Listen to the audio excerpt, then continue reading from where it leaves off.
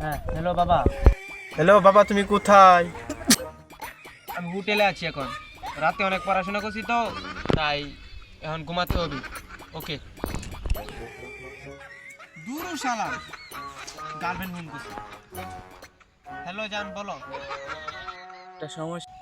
একটা সমস্যা হয়েছে জান, আমি তো প্রেগনেন্ট। তোমার সাথে না দুদিন আগে দেখা করেছি। না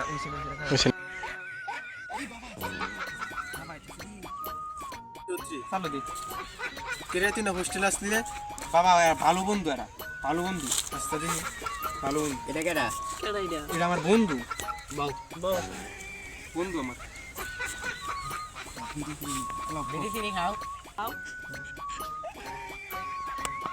গাঞ্জা খা, মদ খা,